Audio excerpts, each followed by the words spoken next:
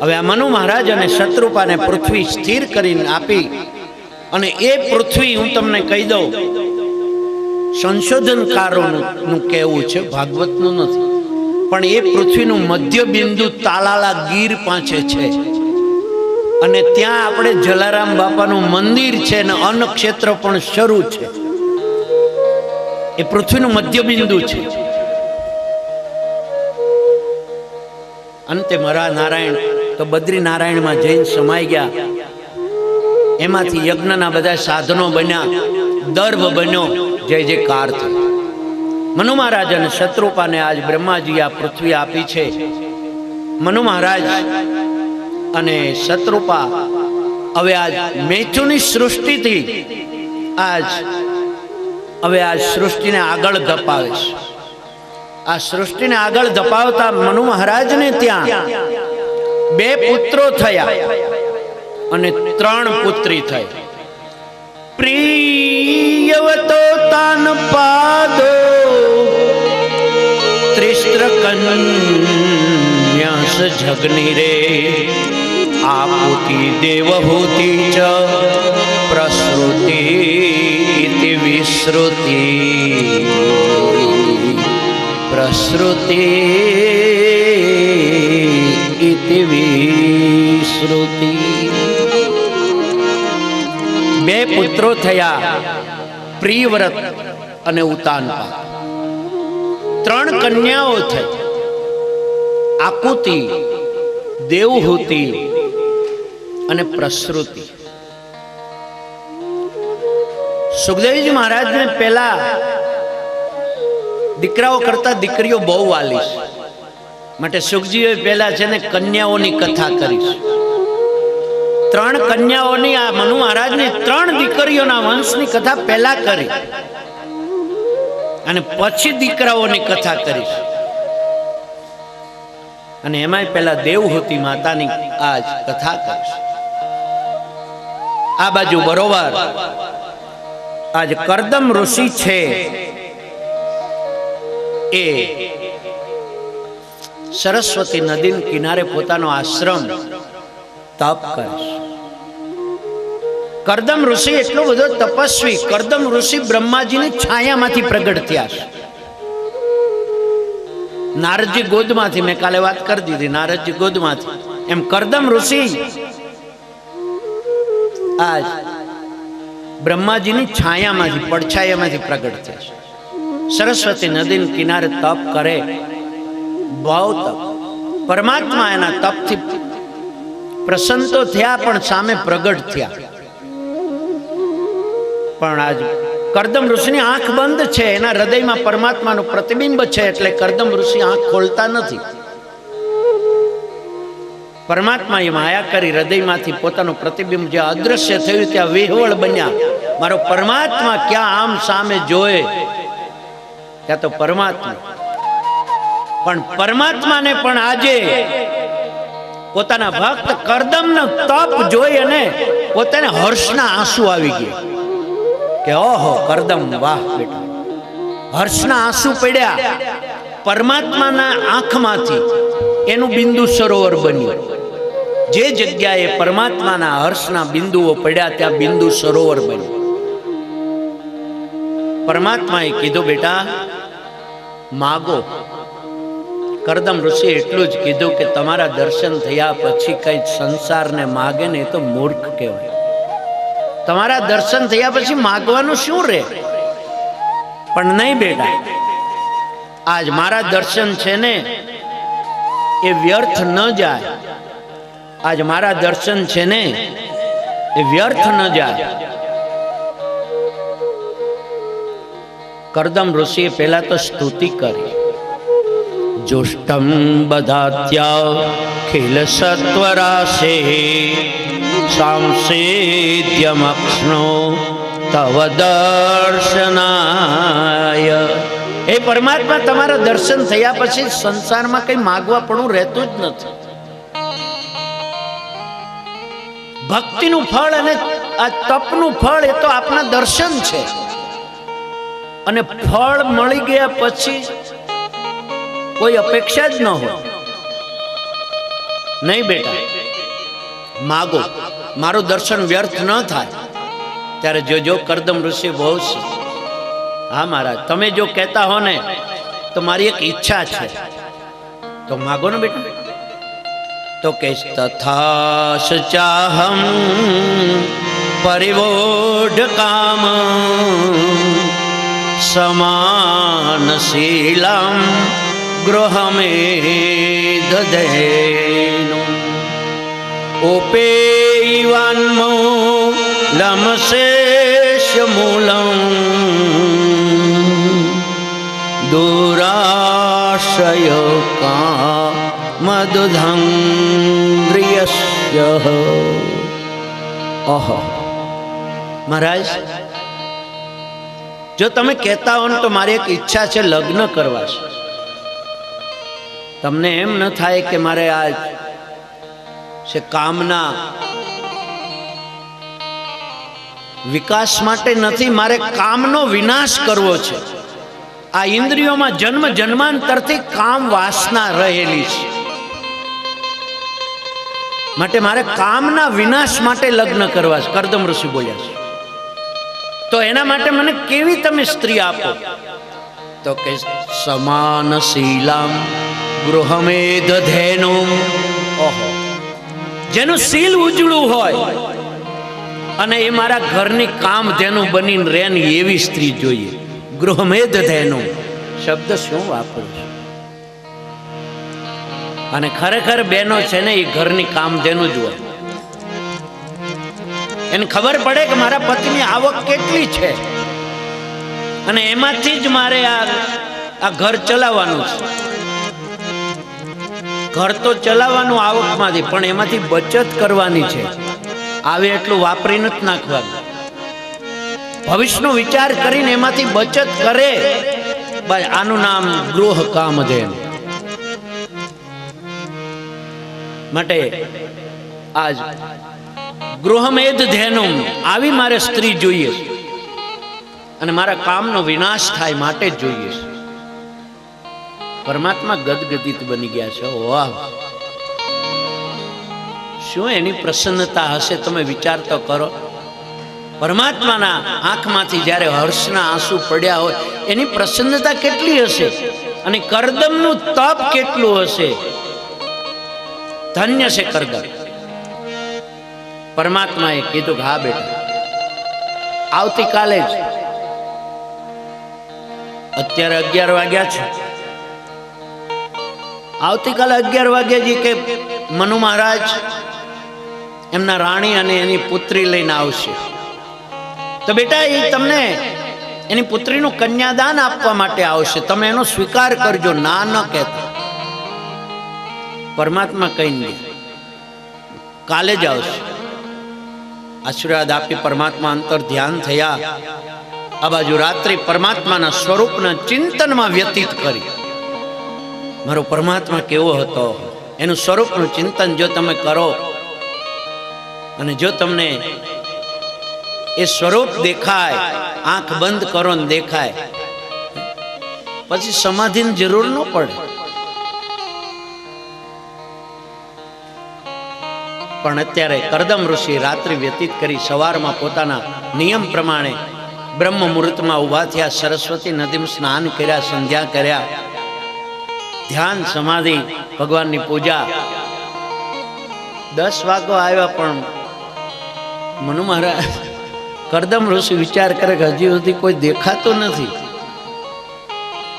એમ થતા 11 માં 10 મિનિટ હતી, સામે ધૂળ ઉડતી દેખાણી, રથ આવતો દેખાયો. મનુ મહારાજ, શત્રુપા અને એની કન્યા દેવહૂતિ આજ રથમાં 3 છે. કરદમ ઋષિના આશ્રમ પાસે આવીને રથ ઉભો રહી ગઈ. નીચે ઉતર્યા. કરદમ ઋષિએ સ્વાગત કર્યું. કરદમ ઋષિને ત્યાં તો સ્વાગતમાં દર્ભના આસન હતા, 3 આસન આપ્યા. મનુ મહારાજ બેઠા, શત્રુપા બેઠા. માં દેવહૂતિ વિચાર કર્યો, જોજો દેવહૂતિ વિચાર કર્યો કે મારા પિતા મારું કન્યાદાન આપવા આવ્યા છે, જો એ મારો સ્વીકાર કરે તો એ મારા પતિદેવ થાય. એટલે પતિની સેવા લેવાય નહીં. એણે આસન આપ્યું પણ મારે એના ઉપર બેસાય નહીં. અને જો હું આસનનો જો ગ્રહણ ન કરું તો આપનારનું અપમાન કહેવાય, એનો તિરસ્કાર કર્યો કહેવાય. પણ બુદ્ધિશાળી છે ને બા દેવહૂતિ, પોતાનો જમણો હાથ આસન ઉપર મૂકીને બાજુમાં નીચે બેસી ગયા, એટલે આસનનો અસ્વીકાર પણ ન થયો અને સેવા પણ ન સ્વીકાર.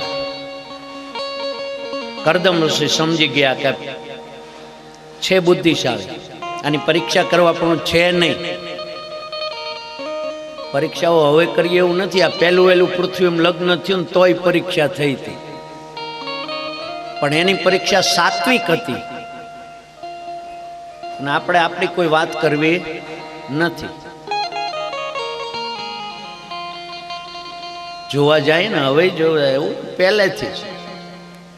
પણ માં દેવહૂતિ પોતાનો હાથ મૂકી અને આજ બેઠા છે, સ્વાગત કર્યા છે. અને આજ મનુ મહારાજે પોતાની વાત કરી. જોજો કે પ્રિય વ્રતો તાન પાદો સ્વસ્વેયં દુહિતા મમ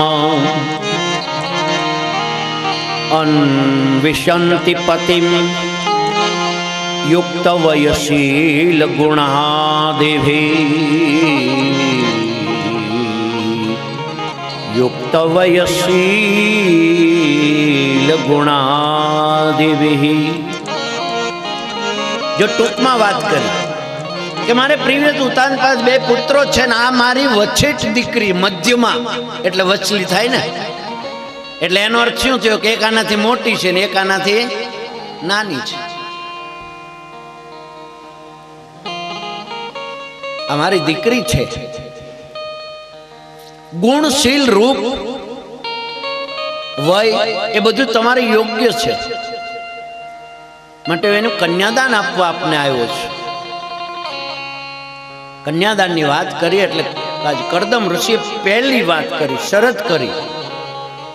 મહારાજ મને મંજૂર છે પણ એક મારી શરત છે, જો તમારી દીકરીને મંજૂર હોય તો, કે મને જે એક પુત્ર થશે ને પછી હું સંન્યાસ ગ્રહણ કરીશ. મને એક પુત્ર થાય પછી હું સંન્યાસ લઈશ. મનુ મહારાજ વિચાર કરવા, દીકરીનો બાપ છે ને ચિંતા થાય ને કે આજે લગ્ન પહેલા સંન્યાસની વાતો કરે, અને દીકરી કેમ આપતી? દીકરીની ચિંતા પિતાને બહુ જ હોય. ગમે એટલા સુખી ઘરમાં હોય ને તો બાપને એની ચિંતા થાય હોય. એમાં તો અત્યારથી પહેલા વહેલા આજે સંન્યાસની વાત કરે, પણ હવે મર્યાદા છે. દીકરીને પૂછાય તો નહીં જાહેરમાં, કે અમથી પિતા ન પૂછી શકે દીકરીને, પણ દીકરી છે બાપ. એ પછી વાણીના શબ્દોની ભાષા ન હોય, એ આંખની ભાષા કામ કરે. આમ જ્યાં મનુ મહારાજે દીકરીની સામે જોઈ ત્યાં દીકરી નીચે દ્રષ્ટિ કરીને જમણા પગનો અંગૂઠો જમીન સાથે ખોતરવા લાગ્યો. મનુ મહારાજ સમજી ગયા અને દેવહૂતિ પણ સમજી ગઈ. મનમાં વાત સાંભળીને આનંદિત બન્યા કે ઓહો, મારે આવો જ પતિ જોઈએ. જે સંસારમાં કામાંધ બનીને કામ ભોગવે એના કરતા વૈરાગી પતિ શું ખોટો? મને ત્યાગી પતિ ગમે. દેવહૂતિ છે હો, બસ મારે આવો જ પતિ. દેવહૂતિએ મનમાં નક્કી કર્યું, મને મંજૂર છે. દ્રષ્ટિ પિતાની સામે કરી, જમણા પગનો અંગૂઠો જ્યાં ખોતરવા લાગી, પિતા સમજી ગયા કે મારે દીકરીને મંજૂર. હા મારે પણ એક દીકરો થાય પછી તો કે હા કઈ વાંધો. એ જ વખતે આજ નારદજી આવ્યા, ઋષિઓ આવ્યા, અને આજ સરસ્વતી નદીની કિનારે મંડપના રોપાણ થઈ ગયા. અને દેવહૂતિ નું કન્યાદાન પહેલું વહેલું આ પૃથ્વી ઉપર, સૃષ્ટિ ઉપર મનુ મહારાજને સતરૂપાઈ આપ્યું છે. ઓહો, કન્યાદાન એ જગતમાં મોટામાં મોટું દાન છે. એનાથી મોટું દાન કોઈ નથી. એની વાતો આપણે દિવસો ઘણા રૂક્ષ્મણી વિવાહમાં કરશું, સીતા વિવાહમાં અત્યારે તો, પણ અહીંયા છતાંય એક વાત કરું કે આજ પહેલો વહેલો સંકલ્પ જે કર્યો છે, કન્યાદાનથી શું ફળ મળે, બહુ અદભુત સંકલ્પ છે. એનો અર્થ સમજે.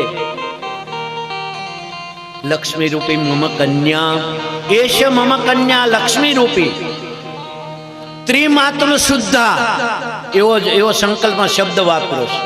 ત્રિમાતૃ શુદ્ધા મદન ફલ બધા. જેની દીકરી સારી થાય ને એના 3 કોળ તરે, માટે ત્રિમાતુલ કીધું. પોતાના પિતાનું કોળ, જેને ઘેર જાય એનું કોળ તરી જાય, અને મોસાળનું કોળ તરે. માટે મામા દીકરીને છે ને મંડપમાં મૂકવા આવે છે. એનો હેતુ છે, હેતુ વગરનું કોઈ કાર્ય નથી હોતું, પણ હું તમે સમજતા નથી. ત્રિમાતુલ શુદ્ધા મદન ફળ બધા, મીંડોળ બાંધેલી કન્યા છે. યથાશક્તિ અલંકારેણ શૃંગારિતા, અને મેં મારી શક્તિ પ્રમાણે અલંકારોથી શણગારી છે. પણ અલંકારોથી નહીં, મેં એને સંસ્કારથી શણગારી છે. આ મારી કન્યા છે ને, એને મેં સંસ્કારથી શણગારી છે. એ ધર્મને પાળનારી છે. વડીલોની આમન્યાનું ઉલ્લંઘન ક્યારેય ન કરે એવી માન્યતા, આજ આમન્ય પાળનારી છે, એવું લખ્યું છે. અને એનું હું કન્યાદાન શું કામ કરું છું? તો કે નિરાતિ શાંતિ, મમ સમસ્ત પિતૃ નિરાતીત શાંતિ. 10 પૂર્વાન 10 પરાન 1 મામ કુલ 1 કુલ ઉદ્ધારણાર્થાય. કન્યાદાનના સંકલ્પમાં આવું લખ્યું છે કે આ કન્યાદાન પિતૃના ઋણમાંથી મુક્ત થવાય. કન્યાનું દાન કરો એટલે, અને એનું પુણ્ય જે છે ને એ કોને કોને મળે? કે 10 પરાન 10 પૂર્વાન, 10 પહેલાની પેઢીઓને એનું પુણ્ય મળે, 10 પછીની પેઢીને, અને 1 મામ 1 કુલ ઉદ્ધારણાર્થાય. મારી 21 પેઢીને આનું પુણ્ય મળે ને માટે હું ભાર્યત્વેન તુભ્યમ સંપ્રદદે, હું તમને ભાર્યા એટલે પત્ની, પત્નીના રૂપે ત્વામ સંપ્રદદે, હું તમને સમર્પિત કરું છું. આ કન્યાદાનનો સંકલ્પ. પણ હવે અત્યારે તો કન્યાદાનનો સંકલ્પ પૂરો કરવાનો સમય જ હોતો નથી. 11:30 હસ્તમેળાપનું મુહૂર્ત હોય તો બેન્ડ વાજા વગાડતા વગાડતા 12:30 તો આવે. વાડીને સામે 1 કલાક વધારે નાચે. અંદર આવતા વેત કે 2:30 વાગે વિદાય છે.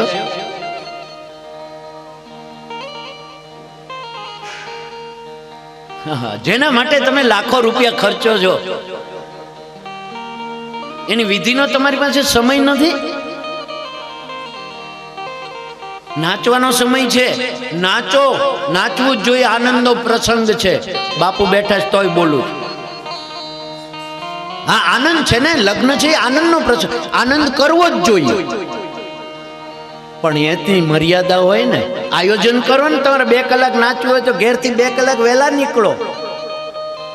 તમને કોણ નાકે છે? નાચો.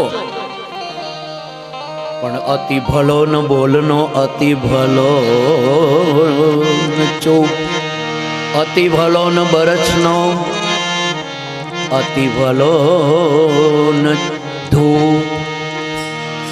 તો અતિ ભલો ન બોલનો, અતિ ભલો ન ચૂપ, અતિ ભલો ન બરસનો, અતિ ભલો ન ધૂપ. કોઈમાં અતિરેક છે ને એ નકામું છે. અતિરેક ન કરો. આનંદ કરો, પણ આનંદનો અતિરેક ન કરો. મર્યાદા. દરેક વસ્તુ મર્યાદામાં જ શોભે.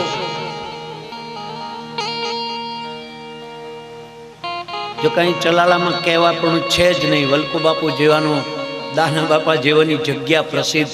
અને આ વંશમાં પણ દાના બાપુના શિષ્ય તરીકે મૂળીમાં એવું કહેવાય છે કે મેં તો સાંભળ્યું છે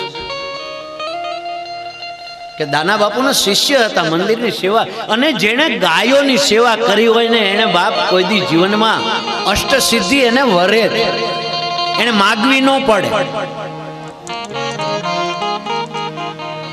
સમર્થ મૂળ જગ્યા. મેં તો એવું પણ સાંભળ્યું છે કે પાળિયાદની જગ્યાના પણ ઉપદેશ અહીંથી મળ્યો હતો દાના બાપુ. બરોબર, જ્યાં જ્યાં જગ્યાઓ છે ગીગાપીર અહીંથી આદેશ આપ્યો, બેટા જાઓ, હે ગાયોની સેવા કરે ને જે રામ નામ લે એને અષ્ટસિદ્ધિ સામેથી આવીને વરે, જોઈએ આપે. અને વલ્લભ બાપુ અત્યારે જોયા મેં ઘણા વર્ષે, પણ મને યાદ આવે કે હું રમેશભાઈ ડૉક્ટર સાથે ગુરુખ્યા નાનો હતો, જોકે 15 વર્ષ પછી તો પાઠશાળામાં જતો રહ્યો, પણ પહેલાં રમેશભાઈ મહિને 2 મહિને રાજદૂત લઈને અહીંયા એને ઘેર આવે ને ત્યારે હું એની પાછળ બેસીને આવતો. અને અવશ્ય વલ્લભ બાપુની જગ્યામાં બપોર પછીનો જે સમય હોય એમાં કલાક 2 કલાક વલ્લભ બાપુ જોડે બેસતા. પણ અહીં દિવ્યતા, એને એ વખતે ઉંમર હતી, દિવ્ય પુરુષ દેખાય. મને યાદ છે રમેશભાઈ અમારા જ્ઞાની, બાપુ આગળ બોલે, બાપુએ એ વખતે વાતો કરીને હજી મને યાદ છે. જ્ઞાની પુરુષ, અને જ્ઞાન કદી કોઈનું છે છૂપું રહેતું જ નથી. એમ અહીંયા મનુ મહારાજે અત્યારે હવે કન્યાનું કન્યાદાન આપ્યું, અને આજ કન્યાને કન્યાદાન આપી મનુ મહારાજને શત્રુપા રાણી વિદાય લેશે. પોતાની કન્યાને આજ શિખામણ આપી અને કરદમ ઋષિને એટલું જ કીધું છે, એ દ્વારિકા પરિચારિકા નાથ નિરંતર રાખ્યો, અપરાધ સમિયો નાથ નિરંતર ચરણમાં અનુગ્રહી. એ દ્વારિકા પરિચારિકા, આ દ્વારિકા કહેતા અમારી પુત્રી, તમને પરિચારિકા એટલે તમારી દાસી કરીને આપીને જઈએ છીએ. નાથ, એનો કોઈ અપરાધ હોય ને તો એને દોષ ન દેતા. એ આજ મનુ અને શત્રુપાને દોષ દેજો, કારણ કે અમારી શિક્ષામાં કંઈક ખામી. બસ આવું કહી મનુ શત્રુપા વિદાય થયા છે. આ બાજુ કરદમ ઋષિનું લગ્ન થયું. બોલવાના 2 મિનિટ એક જ, એટલે લગ્ન અધૂરા ન રખાય ને. બીજું કઈ, કરદમ ઋષિ લગ્ન થયું પણ એને લગ્ન સુખ ભોગ્યું નથી. સમાધિમાં બેસી ગયા, અને સમાધિમાં બેઠા છે ત્યાં સુધીમાં આપણે પૂજ્ય વલ્લભ બાપુ આવ્યા છે, એમના આશીર્વાદ લેશું. વલ્લભ બાપુ પ્રેમથી આવ્યા છે ને આ પરિવાર સાથેનો એનો નાતો છે, એટલે હૃદયના આશીર્વાદ આપે. વચનામૃતના 2 કાંઈ શબ્દો કે ઉપદેશના જ્ઞાન માઇક આપણ ને આપણ.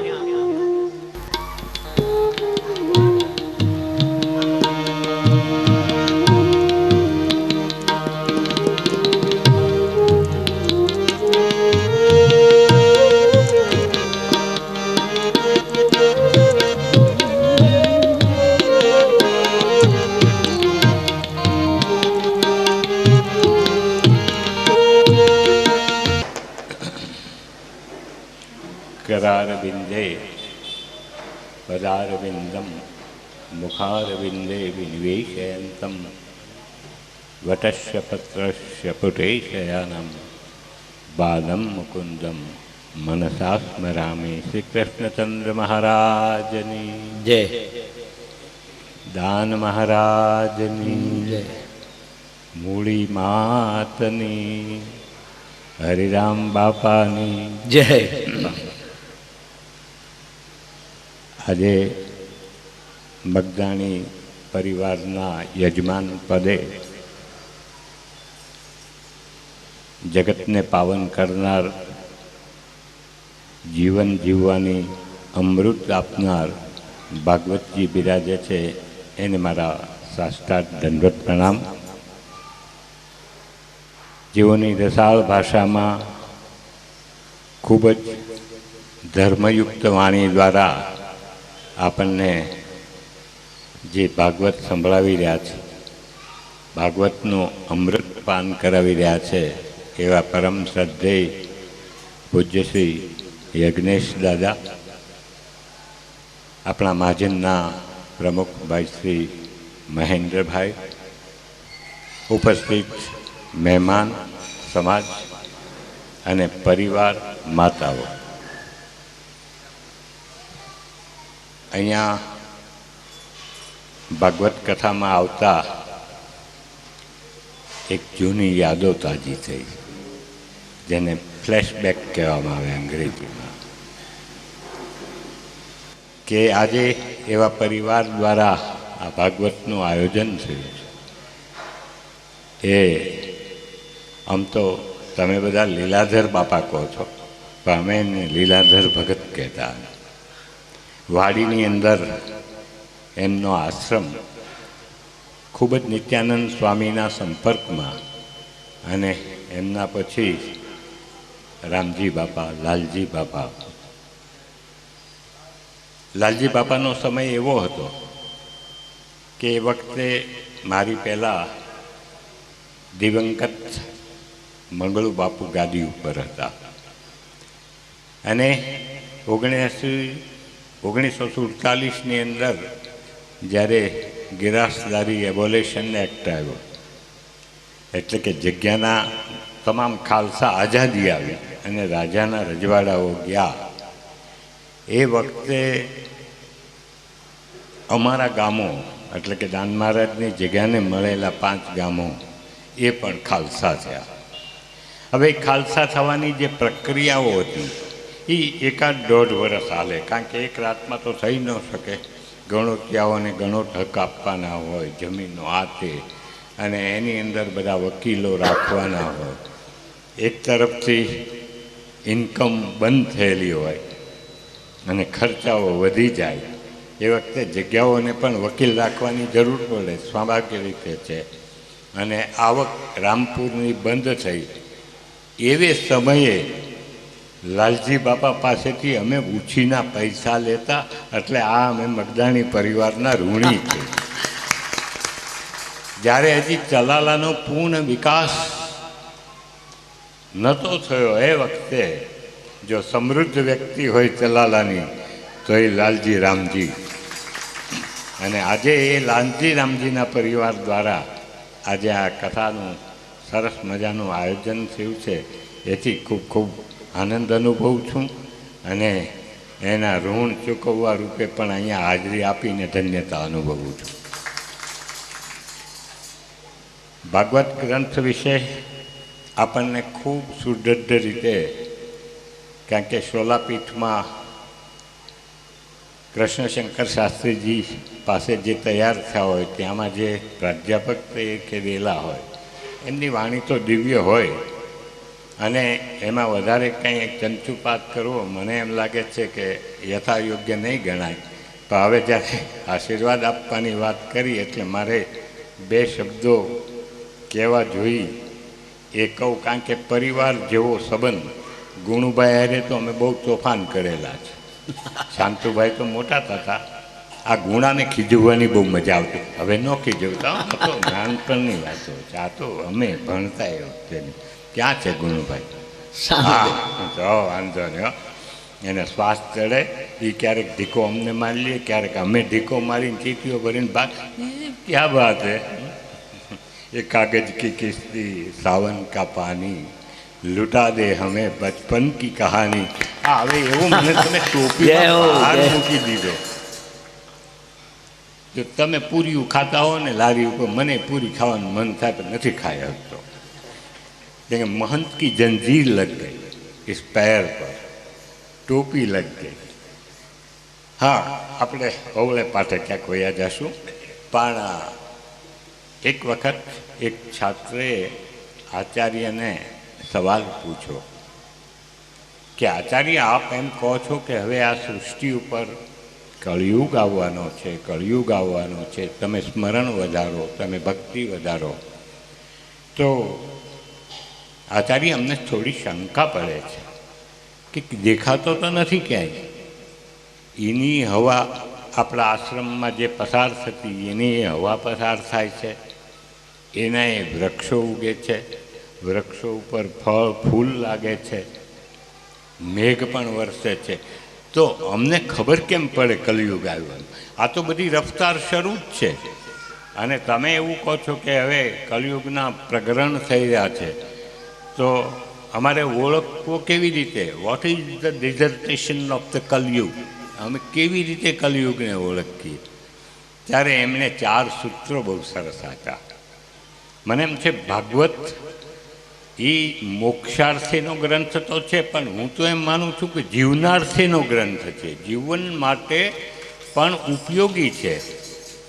કદાચ વર્ષો પહેલાં પણ આવી જ એક પરિસ્થિતિ પેદા થઈ હશે અને ઋષિઓ બધા ભેગા થયા હશે અને એ વખતે એણે સમસ્યાના સમાધાન માટે કીધું છે કે મહારાજ હવે તમે એમને આપો. અને એ વખતે સુખદેવજીએ જે વાત કરી છે, એટલે કહેવાનો એ છે કે જ્યારે જ્યારે સમાજમાં એક ગ્લાનિ પેદા થાય ને, ત્યારે કહેવાયેલી વાત આપણને આ ભાગવત સ્વરૂપે મળે છે. તો એ છાત્રના જે સવાલો હતા એના 4 જવાબ બહુ સરસ આપ્યા. પહેલી વાત તો એ કરી કે એ દેખાશે નહીં, પણ તમે જો એને એનાલિસિસ કરો તો તમને દેખાશે. તો કેવી રીતે દેખાશે? તો પહેલી વાત એ કરી કે વ્યક્તિ છે ને એ સમષ્ટિય લક્ષી મટીને કેન્દ્રીય લક્ષી બની જાય, એ એનું પ્રથમ ચરણ છે. હવે કદાચ મારી થોડી ભાષા ઊંચી પડે. સમષ્ટિય લક્ષી એટલે કે સમગ્ર સમાજનો, સમગ્ર પૃથ્વીનો વિચાર કરીને જે માણસ પોતાનું જીવન જીવે એ સમષ્ટિય લક્ષી કહેવાય. મકરંદ દવેએ બહુ સરસ એક વ્યાખ્યા કરી છે કે વ્યક્તિનું સમષ્ટિમાં વિસર્જન થવું અને વસ્તીનું વ્યક્તિમાં કેન્દ્રીભૂત થવું એનું નામ પ્રેમ. એમ આ દરેક, એટલે કહેવાનું શું છે કે આજની જે સમાજ છે એ સમાજમાં આપણે બધા વ્યક્તિય લક્ષી બની ગયા છે. અને વ્યક્તિય લક્ષી બની ગયાને લીધે હું લાંબા ફિલ્ડમાં રહેતો હોઉં એટલે મને ખબર મળે, તમને ખબર હશે પણ તમે બોલતા ન હો. દૂધમાં ભેળસેળ આવે, ઘીમાં ભેળસેળ આવે. નાના નિર્દોષ ઉગતા કમળ જેવા બાળકોને આપણે જે દૂધ પી જાય, અરે ભલા માણસ, તમે એક પાનનો ગુટકો ખાય એને ગવર્મેન્ટ પકડી એને સજા કરે અને દૂધમાં ભેળસેળ કરે, દૂધિયામાં ઇન્જેક્શન મારે. આને આપણે કાંઈ નથી કરતા. એ નથી કરતા એટલા માટે કે એક તો શાસનની નબળાઈ છે અને વ્યક્તિ કેન્દ્રીય લક્ષી થઈ છે. તમે કહો તો આમાં મને એમ છે ઘણાએ જોયા છે, લાલજી બાપાના કપડાં જોયા હોય ને તો ખાદીના ધોતિયા, ફાડેલા ધોતિયા, ચીગડાવાળા ધોતિયા મેં ભાળેલા છે. કારણ કે એ સમષ્ટિય લક્ષી વ્યક્તિ હતી અને ક્યારેય ખોટું કર્યું હોય એવું મને, મારી તો નાનો એવો પરિચય હોય પણ મને યાદ નથી. તો વ્યક્તિ છે સમષ્ટિલક્ષી મટીને કેન્દ્રીયલક્ષી, સમાજનું જે થવું હોય થાવ, મને પૈસા મળવા જોઈએ, બસ. આ એનું પ્રથમ ચરણ છે. બીજું ચરણ છે કે ધર્મ એ અનુસરવાને બદલે ઉત્સવમય બની જાય. કેવળ આપણે ઉત્સવ ઉજવતા રહી. અમારે જગ્યામાં આ તમને નવાઈ લાગશે, 4 વાગે હૂતો હું. એક કોર આ બાજુ ક્યાંક માતાજીનું હાલતું હતું, એક કોર વળી ક્યાંક રમતા હતા. ઓલા આ તમારા પરામાં જતા ને અધૂરામાં પૂરી જગ્યાવાળામાં ભક્તિ ઉભરાની જઈ કે આ બેસતા વર્ષ પછી ધૂન રાખી દઈ. એટલે કહેવાનું શું છે કે આમ બહુ દેખાય, પમરાટ બહુ દેખાય. આ તો પણ સદીઓ થઈ ગઈ છે છતાં પર ખાતો નથી માણસ. આમ આપણે બધા જ છે ને. એટલે એમણે એ વ્યાખ્યા આપેલી કે આ વસ્તુ બને ને એ જ્યારે ઉત્સવ બની જાય. ત્રીજી વસ્તુ કરી કે જે પ્રકૃતિ એટલે કે ઈશ્ય સંપદા જે છે એનું વિચ્છેદન થાય વિકાસના નામ. આપણે નથી ઝાડવા કાપી નાખતા અને આ રોડ લડે ને આ બધું વિચ્છેદન થાય. આને ધર્મ કેવળ ગ્રંથની અંદર સીમિત બને ને એ કલિયુગનું નિશાની છે. આજે હું એમ માનું છું કે આપણે આમ આપણું ડેવલપમેન્ટ ખૂબ થયું છે, પણ જૂના જમાનાને યાદ કરીએ છીએ ને વાલા રોનક આવી જાય છે. એ ભલે દેશી નળિયાઓમાં રહેતા હતા, પણ એમના હૃદય જે હતા એ વિશાળ હૃદય હતા. આવી વ્યક્તિ દ્વારા આ ભાગવતનું જે અહીંયા ગુણગાન ગવાય છે, શાસ્ત્રીજી દ્વારા જે ભાગવત અમૃત પીરસાય છે, ત્યારે હું એમ માનું, ભગવાનને પ્રાર્થના કરું કે અમારા હૃદયમાં ખૂબ ઉતરે અને અમારું જીવન, કારણ કે કોઈ પણ વસ્તુ છે ને સૌથી પહેલાં વ્યક્તિ છે ને એનું સદાચરણ શરૂ થાય. માણસ સદવિચારથી પોતે સુધરે અને સદાચારી વ્યક્તિ દ્વારા જે કુટુંબ નિર્મિત થાય એને આપણે સંસ્કારી કુટુંબ કહેતા હોય છે. ભાઈ ફલાણું ભાઈ લાલજી રામજીનું કુટુંબ સંસ્કારી કુટુંબ, દીનો બાપાનું કુટુંબ, આવું બધું આપણે કહેતા હોય છે. પણ એ સદાચારમાંથી જન્મ એટલે સંસ્કારિતા, એટલે સંસ્કારિતાની માં સદાચાર. અને આવું જ્યારે સંસ્કારી કુટુંબવાળું ગામ બને ને એને સભ્યતા કહેવાય. આવા ઝાઝા માણસો રહેતા હોય ને એને આપણે વચ્ચે 1 મિનિટ લઉં તો મને એમ છે, ધર્મ ભૂલાઈ જાય જ્યારે એનું કોન્સ્ટિટ્યુશન એટલે કે બંધારણ ભૂલાઈ જાય ને ત્યારે એ પાછી ઝીરો થતી હોય છે, એટલે પાછો કલયુગ શરૂ થતો હોય છે. આપણે કંઈક એવું ન કરી શકીએ કે આપણા ગામ પૂરતી તો એક સભ્યતા કેળવી, હવે સંસ્કૃતિ તો નથી બનાવવી, કારણ કે તો એટલા બધા ગામો હવે રહ્યા નથી.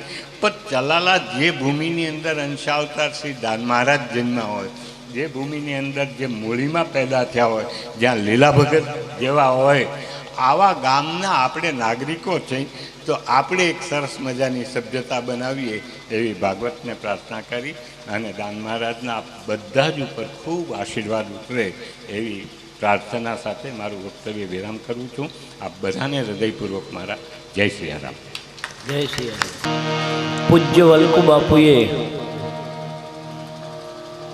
પોતાના ટૂંકા વચનામૃતમાં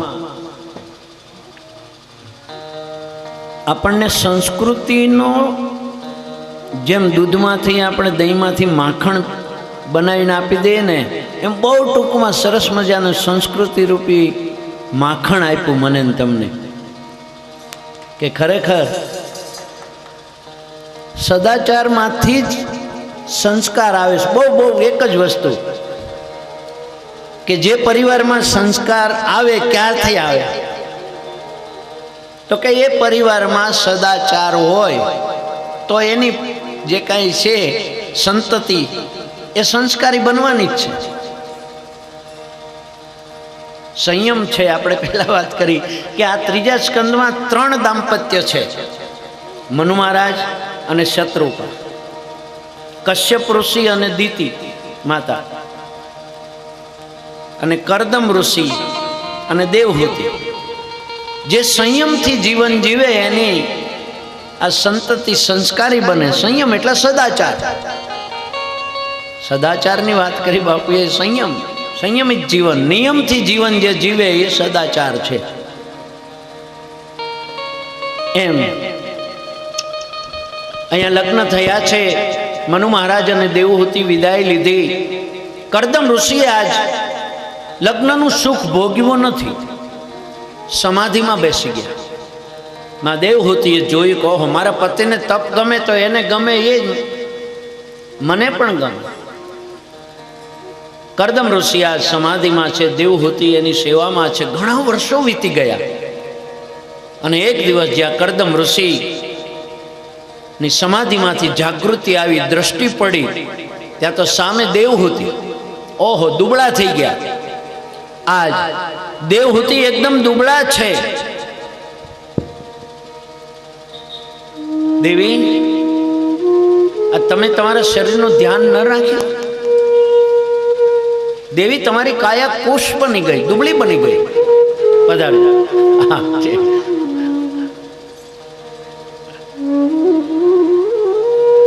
જય શ્રી કૃષ્ણ. જય દાન મહારાજ, જય દાન મહારાજ, જય દાન.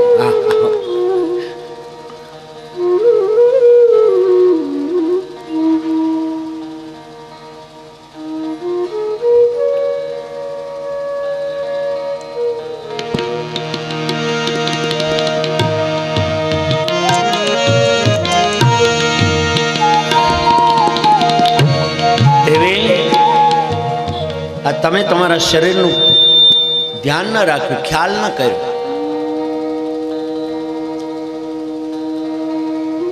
દેવી શરીર દુબળું થઈ ગયું, માથાની લટો આજ વણાઈ ગઈ છે. કરદમ ઋષિ સમાધિમાં બેઠા ત્યારથી દેવહૂતિએ શૃંગાર કર્યો નથી. આમ જોઈને કરદમ ઋષિ બોલ્યા છે, તુષ્ટોહમ મધ્ય તવ માન વિમાનદાયા શુશ્રૂશ્રયા પરમયા પરયા ચ ભક્ત્યા. હે મુનિપુત્રી, આ તમારે શ્રેષ્ઠ સેવાથી હું પ્રસન્ન છું. દેવી, તમે મારી સેવાથી આ તમારા શરીરને ખુશ કરી દીધું. દેવી જાઓ, તમે સરસ્વતી નદીમાં સ્નાન કરીને આવો. કરદમ ઋષિ આદેશ આપ્યો. દેવહૂતિ જ્યાં સરસ્વતી નદીમાં સ્નાન કરવા જાય ત્યાં કરદમ ઋષિએ પોતાના કમંડલમાંથી પોતાના હાથમાં એક જળનું બુંદ લીધું અને પોતાના તપના સંકલ્પથી સંકલ્પ કરીને જ્યાં જળનું બુંદ નીચે મૂક્યું ત્યાં તો સરસ્વતી નદીમાંથી અનેક સ્ત્રીઓ પ્રગટ થઈ. માં દેવહૂતિની સેવા કરવા લાગી. કોઈ તેલનું માલિશ કરી દીધી, કોઈ આજ માથું ધોઈને જ્યાં સરસ્વતી નદીમાં જ્યાં ડૂબકી મારી ત્યાં તો દેવહૂતિ નવયૌવના બની ગયા. જે પેલા હતું એવું શરીર બની ગયું. દિવ્ય શરીર આજ કરદમ ઋષિના તપથી પ્રાપ્ત થયું. આજ અનેક દાસીઓએ દેવહૂતિને માથું ધોઈને આજ માથાની શેરોમાં મોતી પોરવી દીધા એવું લખ્યું છે. એટલે હેરસ્ટાઈલ એ વખતે હતી. આમાં લખ્યું છે માતા વાળની લટોમાં મોતી પોરવ્યા છે. અને આ બાજુ કરદમ ઋષિની ઈચ્છા થઈ ગઈ કે મારે મારી પત્ની દેવહૂતિને આજ મારે કામના સુખ આપવા છે, દિવ્ય સુખ આપવા છે. એક બુંદ પાછું જળનું લીધું, આમ જ્યાં તપના બળથી નીચે મૂક્યું ત્યાં તો આકાશમાંથી કામ્ય વિમાન આવ્યું. કામિક વિમાન છે, અનેક ઓરડાઓ છે, હાથીદાંતના સ્ફટિક જેવા તો એના પાયાઓ છે. આ દૂધ જેવી છૈયાઓ આજ પાથરેલી છે. અંદર બાગ બગીચાઓ, આનંદના બધા સાધનો અંદર છે. વિમાન આવ્યું એટલે કરદમ ઋષિ ઉભા થઈને દેવહૂતિને કીધું, દેવી અંદર પ્રવેશ કરો. કરદમ ઋષિ પ્રવેશ કર્યો. વિમાન આકાશમાં 100 વર્ષ સુધી ફર્યું છે. કરદમ ઋષિએ દેવહૂતિને આજ જીવનના સુખ આપ્યા છે. અનેક વર્ષ 100 વર્ષ સુધી ફર્યું વિમાન. અંતે કરદમ ઋષિને એમ થયું કે હું તપસ્વી મટીને ભોગી બન્યો. માટે એ જ વખતે વિમાન પાછું નીચે આવી ગયું, આશ્રમમાં આવ્યું. 100 વર્ષ સુધી આજ કામના સુખ ભોગવ્યા, પણ કરદમ ઋષિને ત્યાં એક પણ સંતાન થયું નથી. વિમાન પાછું એના સ્થાનમાં ગયું. આ બાજુ કરદમ ઋષિ હવે તપ. એક દિવસ દેવહૂતિએ એટલું કીધું કે નાથ, તમે મને કીધું હતું કે એક સંતાન થાય પછી તો મને, તમે તો સમાધિમાં હો તો એક સંતાન આપો ને તો એની સાથે મારો સમય તો જાય. કરદમ ઋષિના આશીર્વાદથી દેવહૂતિને ત્યાં 9 કન્યાઓનો જન્મ થયો. તો જો એકી સાથે 9 કન્યા. સુખદેવજી સાવધાન કરે છે રાજા, કારણ કે કરદમ ઋષિને ત્યાં પરમાત્મા પોતે પુત્ર બનીને આવવાનો છે. માટે 9 કન્યાઓ, પહેલા 9 કન્યા એ નવધા ભક્તિ છે. જેની નવધા ભક્તિ સિદ્ધ થાય એને ત્યાં પરમાત્મા પ્રગટ થાય. અહીંયા 9 કન્યાઓ છે. મોટી થવા લાગી, મોટી થઈ. દેવહૂતિએ પાછું એક દિવસ કીધું કે ના થાય, કન્યાઓ મોટી થઈ, હજી પુત્ર નથી થઈ. આજ પરમાત્માને પુત્ર બનીને આવવાની ઈચ્છા છે. કરદમ ઋષિ સમાધિમાં બેઠા. કરદમ ઋષિના આજ હૃદયમાંથી એક તેજ પુંજ પ્રગટ થયું અને માં દેવહૂતિના હૃદયમાં સમાઈ ગયું. દેવહૂતિના હૃદયમાં સમાઈ ગયું અને માં દેવહૂતિના આજ ઉદરની અંદર મારો પરમાત્મા હવે પ્રગટ થવાનો છે. માં દેવહૂતિના આજ મુખારવિંદનું તેજ વધવા લાગ્યું છે. આનંદમાં રહેવા લાગ્યા છે. સમય જતા 9 મહિના 9 દિવસ થયા. એટલે મારો પરમાત્મા બરોબર મધ્યાહનનો સમય છે અને દેવહૂતિની સન્મુખ મારો પરમાત્મા આજે પ્રગટ થયા. બોલીએ શ્રી કપિલ ભગવાન કી, કપિલ ભગવાન કી. કપિલ ભગવાનનો જન્મ થયો, બ્રહ્માજી આદિ દેવતાઓ આવ્યા, બ્રહ્માજી 9 ઋષિઓને લઈને આવ્યા, 9 ઋષિઓને. અને આજ કરદમ ઋષિને આદેશ આપ્યો,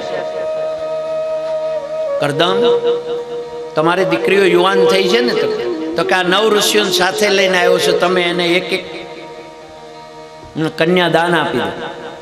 કરદમ ઋષિએ પોતાની 9 કન્યાઓ 9 ઋષિઓ સાથે પરણાવી જવાબદારીમાંથી મુક્ત થયા. દેવતાઓ આનંદિત બની અને ગયા છે, ઋષિઓ ગયા છે. કપિલ ભગવાન અહીંયા 5 વર્ષના થયા એટલે કરદમ ઋષિએ દેવહૂતિની આજ રજા લીધી. તો હવે હું સંન્યાસ, હા મારે પુત્ર છે, તમે જાઓ. કરદમ ઋષિ સંન્યાસ લઈને વનમાં ગયા, પરમાત્માને પ્રાપ્ત કરી ગયા. આ બાજુ માં દેવહૂતિ ને વિચાર થયો કે આ દેવતાઓ બધા આવ્યા ત્યારે મને એમ કીધું કે આ જગતનો પિતા તમારે ત્યાં પુત્ર બનીને આવ્યો હોય, જગતને સાંખ્ય શાસ્ત્રનું જ્ઞાન આપશે. તો લેને હું એને પૂછું, હું પ્રશ્ન પૂછું. માં દેવહૂતિ આજ પોતાનું નિત્યકર્મ પૂરું થઈને કપિલ ભગવાન જ્યાં બેઠા છે એના ચરણારવિંદમાં આવીને બેઠા છો.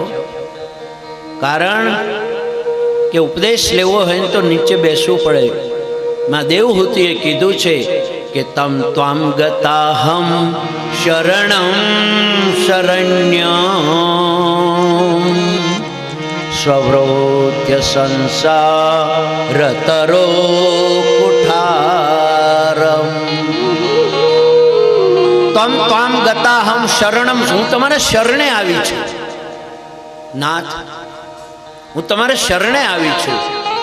દેવહૂતિએ એક જ વાત કરી કે સંસારના નાતે હું માતા છું, તમે પુત્ર છો, પણ આધ્યાત્મિક નાતે આ તમે ગુરુ છો અને હું શિષ્ય છું. અને તત્વના સંબંધથી, જો 3 પ્રકારના સંબંધો દેવહૂતિએ કીધા છે. તત્વના સંબંધથી તમે પ્રભુ છો, તમે પરમાત્મા છો અને હું અંશ છું. નાથ તમારે શરણે છું અને હું પૂછું છું કે સ્વભૃત્ય સંસાર તરો કુઠાર, આ કઠોર સંસારને તરવાનું સાધન શું? અને કપિલ ભગવાને આજ અહીંયા કપિલ ગીતા, કપિલ ભગવાને માં દેવહૂતિને 5 અધ્યાયમાં સાંખ્ય શાસ્ત્રનું જ્ઞાન આપ્યું છે. માં લે હું તને વાત કર કે સાંખ્ય શાસ્ત્ર, આમ તો ભારતીય સંસ્કૃતિની અંદર આપણે 6 શાસ્ત્ર છે, એમાં સાંખ્ય પણ આ સાંખ્ય શાસ્ત્ર છે એ પરમાત્માએ સરળ કીધું છે, ભક્તિ સાથેનું. કારણ કે સામે ભક્ત સ્ત્રી છે એટલે સરળતાથી જેના નિયમોનું અનુસરણ થાય, એનું પાલન થાય એવું કીધું છે. કપિલ ભગવાન કહે છે કે માં તને એક જ વાત કરું કે આનંદ છે ને એ ભગવાનનું સ્વરૂપ છે. આનંદ કોઈ જડ વસ્તુમાં રહી શકતો નથી. આજ આનંદ એ તો પરમાત્માનું સ્વરૂપ છે. અજ્ઞાનથી જીવ જડ વસ્તુમાં આનંદને શોધે છે. આ સંસારના વિષયો સુખ આપે પણ એ આનંદ ન આપી શકે. માં સંસારના વિષયો છે એ આનંદ સુખ આપે, આનંદ ન આપી શકે. અને જે સુખ આપે ને કોઈક દિવસ દુઃખ પણ આપે, જે સુખ આપે એ દુઃખ પણ આપે. પરંતુ ભગવાન છે ને એ હંમેશા આનંદ જ આપે. પરમાત્મા છે એ હંમેશા આનંદ આપે. માં આનંદ કોઈ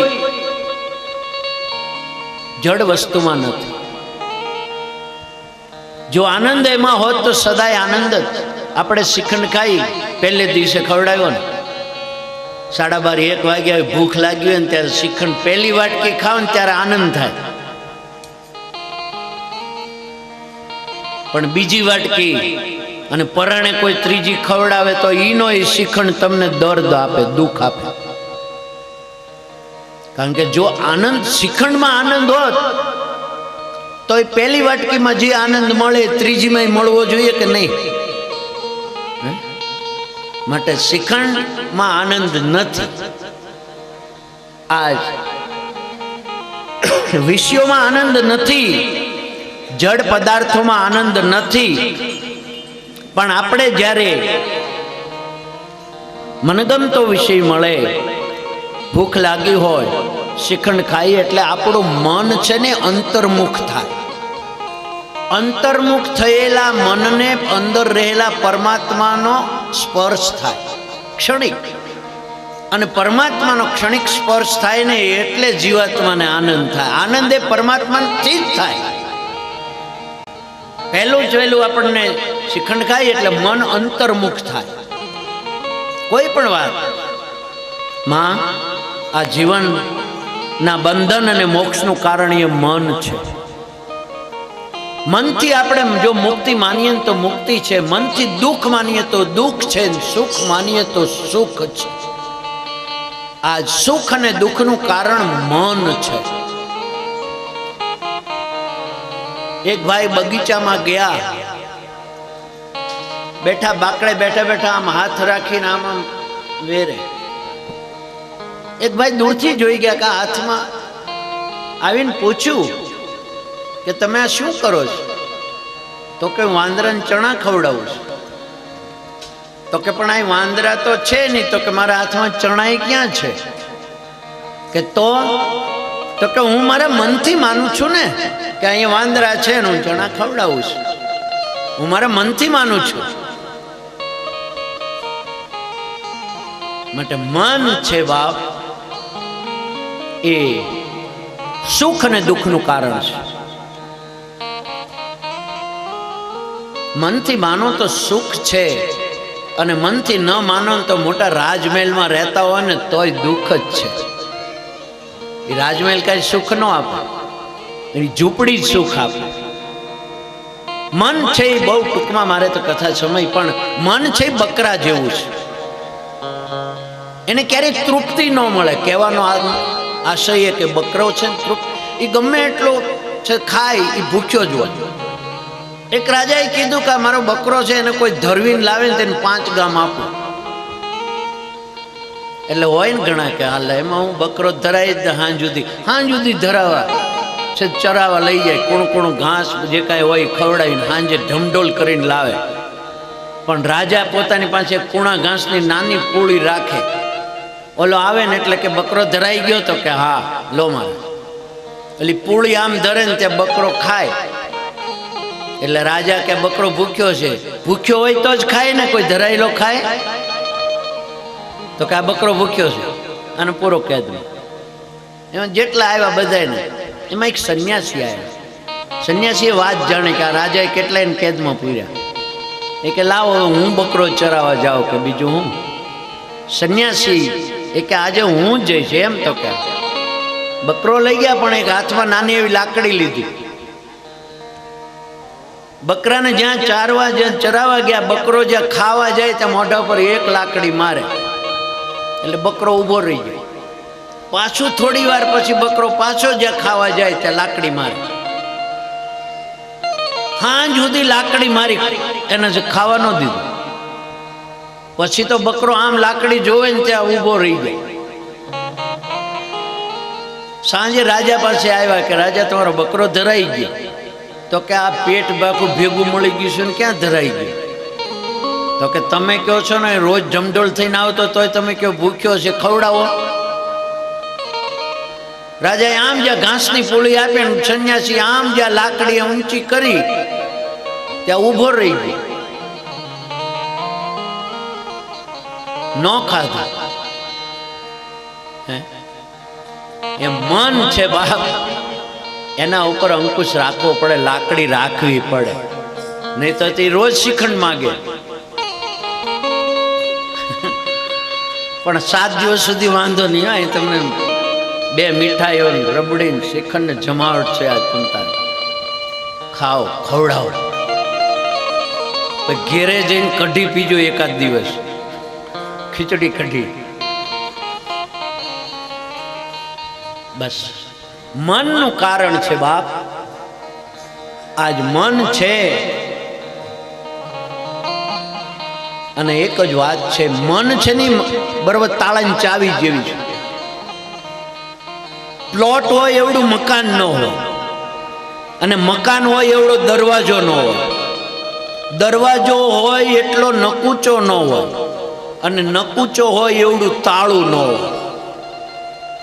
પણ એ તાળા ને ચાવી નાની એવી હોય ને, એ છે જે ચાવીથી આખું મકાન ખુલે. જો તાળું ખોલો તો, અને બંધ કરો તો આખું મકાન નાની એવી ચાવીથી બંધ થઈ જાય ને. એ મન છે, એ ચાવી છે. મનથી જ એ મકાન પરમાત્મા સુધી પહોંચવાનો રસ્તો ખુલશે. અને જો મન તમારું નહીં હોય તો એ પરમાત્મા સુધી પહોંચવાનો રસ્તો બંધ થઈ જશે. માટે આ વિષયોમાં આસક્ત બંધનનું કારણ એ વિષયોમાં આસક્ત મન છે. અને એનું મન જો વિષયોમાંથી નિવૃત્તિ થઈ જાય તો મુક્તિનું સાધન બની જાય. માં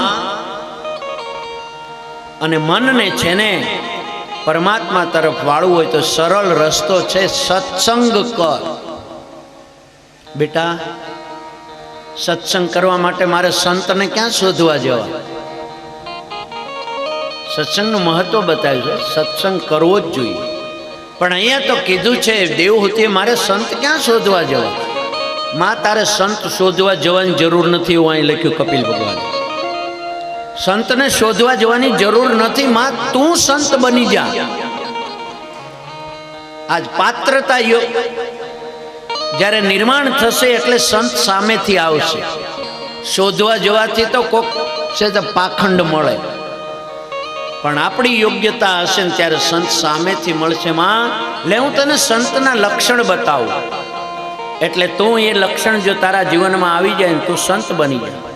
તિતિક્ષયા કારુણિકા સૃહદ સર્વદ્રષ્ટિમાં.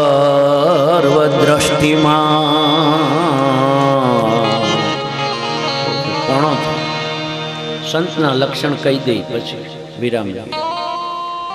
તિતિક્ષયા કારુણિકા સૃહદ સર્વદ્રષ્ટિનામ અજાત શત્રવા શાંત સાધવો સાધુભૂષણમ. તિતિક્ષયા એટલે સહન કરો. સહન કરવું એ મોટામાં મોટું તપ છે. કોઈ પણ પરિસ્થિતિથી એકદમ વ્યાકુળ ન બનો. પરિસ્થિતિને અનુરૂપ બનતા શીખો. હવે તો વૈજ્ઞાનિક સાધનો, ગરમી હોય, તાપ હોય તો એસી મુકાઈ દે, ઠંડક થઈ જાય. પણ પહેલા એસી નહોતા. બારી ખોલો, પવન આવે, થોડો વખત તમે એ ગરમી સહન કરો ને તો પરમાત્માએ આ શરીરમાં એટલી શક્તિ આપી છે ને કે એમાંથી તમને ઠંડક મળશે. પણ આપણામાં સહનશીલતા નથી, ધીરજ નથી, એટલે એસીની જરૂર પડે છે. એમ તિતિક્ષયા સહન કરો. કારુણિકા કરુણા લાવો જીવનમાં. કરુણતા છે ને એ એક સંતનું લક્ષણ છે. તમારામાં જો આ લક્ષણ હોય એટલે તમે સંત જ છો. દયા અને કરુણામાં બહુ ફેર છે. દયા છે આપણે કોઈને દુઃખી જોઈએ એટલે દયા ઉત્પન્ન થઈ જાય, પણ દયા છે ને લુખી છે. પછી આગળ કાંઈ નહીં, ઓહો બિચારો બહુ દુઃખી, હો બહુ દુઃખી. પણ ઈ દયામાં જ્યારે કૃતિ ભળે એટલે કરુણા બની. દયા તમારા હૃદયમાં થાય ને આગલાનું દુઃખ જોઈ તમને એનું દુઃખ દૂર કરવાની જો ઈચ્છા થાય ને એનું નામ કરુણા. પછી કેટલું કરો છો ભલે ભગવાન કરાવે એટલું કરો છો, પણ એકવાર તમને એનું દુઃખ દૂર કરવાની ઈચ્છા તો થઈ કે નહીં? હે, માટે કરુણા. બસ આ કરુણા રાખજો. દયા તો આવે પણ દયામાંથી એક સ્ટેપ આગળ વધજો, કરુણા લાવજો. કોકના થાય ને એટલા કોકના દુઃખ ભલે આપણે થોડુંક તો કાંઈ બધાના બધા દુઃખ આપણે ન દૂર કરી શકીએ, પણ થોડું તો થાય ને હે? થોડું બસ આ કરુણા જીવનમાં લાવજો બાપ. સુહૃદ બધા મિત્રો, આપણા જગતમાં કોઈ દુશ્મન જ નહીં. દુશ્મન શું કામ બનાવવાનો? સુહૃદ મિત્ર ભાવ, નિસ્વાર્થ ભાવે મિત્રતા, એનું નામ સુહૃદ. સર્વ દ્રષ્ટિ, બધામાં દ્રષ્ટિ સમાન, બધા ઉપર, કોઈ મોટો નહીં કોઈ નાનો નહીં. જગતમાં પરમાત્મા એ બનાવેલા જીવ છે ને બધા સમાન છે. માટે આ અજાત શત્રુઓ ઉપર વિજય મેળવવાનો પ્રેમથી, એને જીતી લેવાના, પ્રેમથી જીતી લેવાના. સાધવ સાધુ, બસ આ સાધુઓના આભૂષણ છે, આ લક્ષણો છે ને એ સાધુતાના છે. મહારાજ તમારા જીવનમાં જો સાધુતા આવી જાય તો પરમાત્મા દૂર નથી. અને અંતે આ કપિલ ભગવાને કીધું, તીવ્રેણ ભક્તિ યોગેન મનોમયર્પિત સ્થિત. તમે તીવ્ર ભક્તિ કરો અને તમારું મન મને અર્પણ કરી દો. મયાર્પિતમ મન, તમારું મન પરમાત્માને અર્પણ કરી દો ને એટલે પછી આ કઈ નડે જ નહીં. અને અંતે આજ ભક્તિના બે પ્રકાર કીધા, ભક્તિના ભેદ બતાવ્યા. ભક્તિના બે ભેદ છે, સકામ અને નિષ્કામ. કોઈ પણ ભક્તિ આપણે કરીએ તો દુઃખ આવે ને કંઈક કરીએ કે હું મને દુઃખ દૂર થાય તો આ કરીશ તે કરીશ, તો એ સકામ ભક્તિ છે. એટલે કામથી, કોઈ પણ ઈચ્છાથી કરીએ, કોઈ પણ પ્રાપ્તિ માટે કરીએ એ સકામ ભક્તિ. પણ દુઃખમાં એ કરવી, હું તો કહું એ બાને ભગવાન દુઃખ દૂર કરશે જ. ભલે સકામ તો સકામ કરો પહેલા, એમાંથી નિષ્કામ આવશે, પછી નિષ્કામ ભક્તિ. કોઈ પણ પ્રકારની અપેક્ષા નથી મારે ઠાકોરજીને સામે બેસીને મારે એના નામ જ લેવા છે, આ નિષ્કામ. આમ ભક્તિના ભેદ કીધા.